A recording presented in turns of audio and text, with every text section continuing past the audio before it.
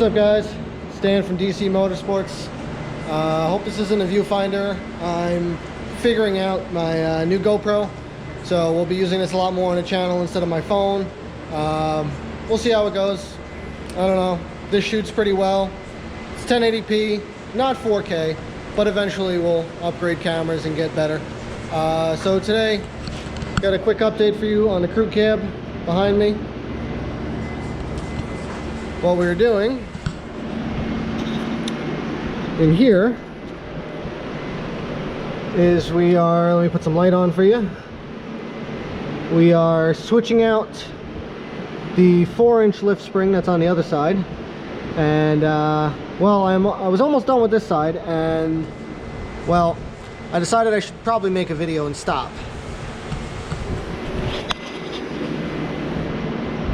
I do have a habit of getting ahead of myself, trying to get work done, and you know, there's a huge list on this truck that actually needs to get done. And like I said, I find myself rushing to get everything done, but then when everything's finished and put away, I realize I have a YouTube channel and I didn't make any video for anything that I did. Now, there's been some controversy on Facebook about me doing drive pressure tests and stuff like that with whatever his name is, Dominic. But maybe my stuff isn't for everybody. It doesn't have to be for you necessarily, but I'm doing it for myself and trying to help out the 6.5 community in really any way possible. So let me know below what you guys think, any suggestions on more videos. But pretty much today's video is going to be taking these old springs and putting in the new 6-inch lift springs. So I'll be recording that, and well, that's pretty much it. We might get around to shocks. Who knows? Thanks for watching, guys.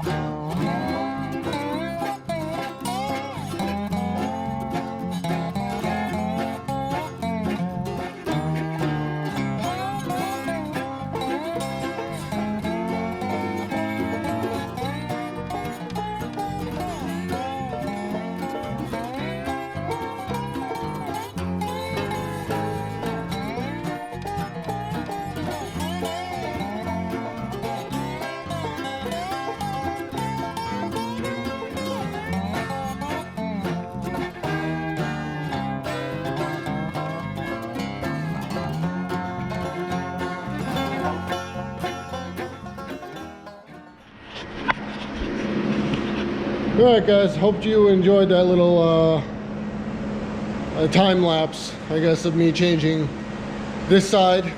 You saw me struggling a little bit. I don't know if you could see me actually taking the bushings out of the old springs and putting them into the new springs. The new springs have a smaller bolt, where the old springs had a larger bolt, and I wanted to use the larger bolt with the new bushings. So we just swapped out the little there's a little steel sleeve that goes inside this that's different diameter. So I wanted to use the bigger bolt, just have a bigger, heavier duty bolt in there. As you can see from this, the new lift does sit reasonably higher. At this height before, I was actually able to get the tires off the ground. They are no longer able to be off the ground. So we're gonna jack this up. We're gonna put those other tires on, and I'll come right back. All right, guys, so the front springs are done. Tires are on. I hate this fisheye, but it kind of looks cool. I'll post a before and picture after, but as you can see, the bottom of my bumper is pretty much 37 inches now. So the fisheye kind of makes it look like there's a huge wheel well. There is, but it's not so out of proportionate as the video is making it seem with the fisheye.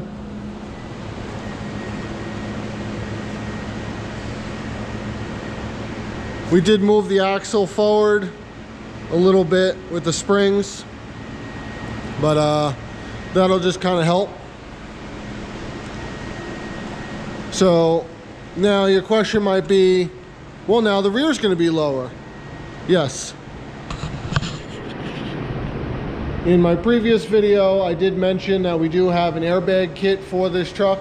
Now, obviously, we're not going crazy. We're not doing a 4-link, big bags, full air ride.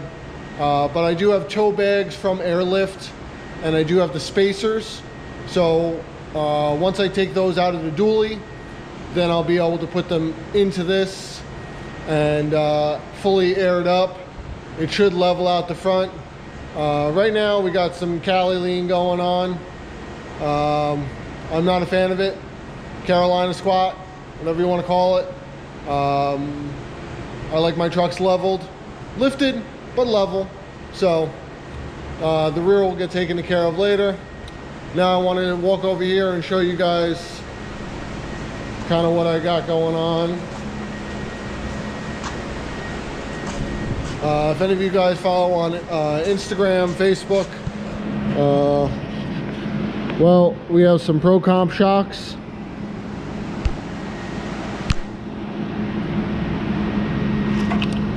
These are 15-inch travel shocks.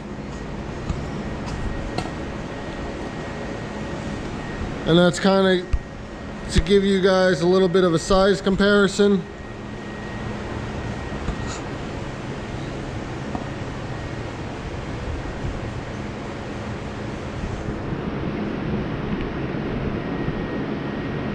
Trying to get this to balance.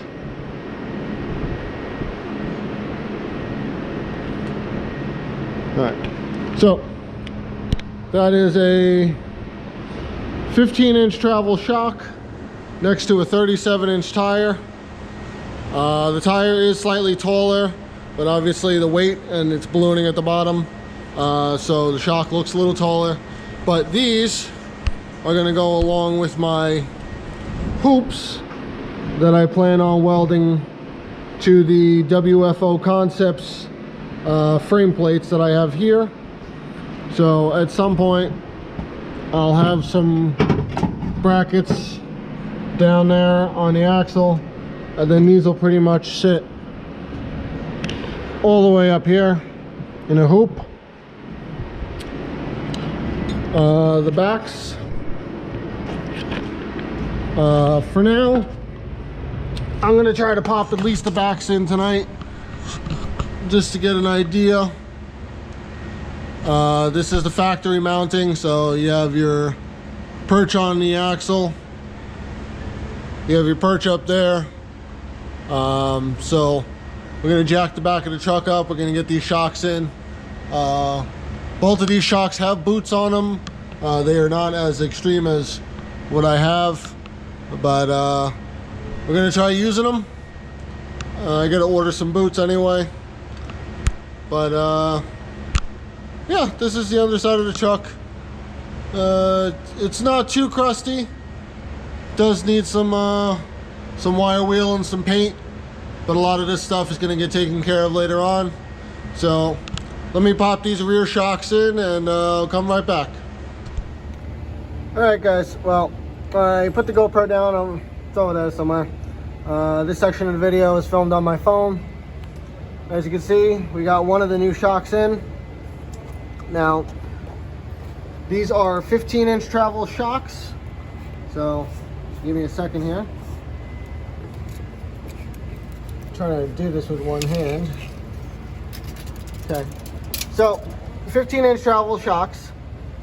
So in either direction, I should be able to compress from ride height half of 15, which is about 7.5. So if we put this 7.5, we're just about there at ride height, which is what we want. The back's not as exact because this is going to go up another 2 inches with the airbag kit. So we won't be exactly 100% perfect, but what I'm going to do to adjust that is I actually have brackets over on my bench that I'm going to fix some of this rear frame because it is a little crunchy and I don't like it.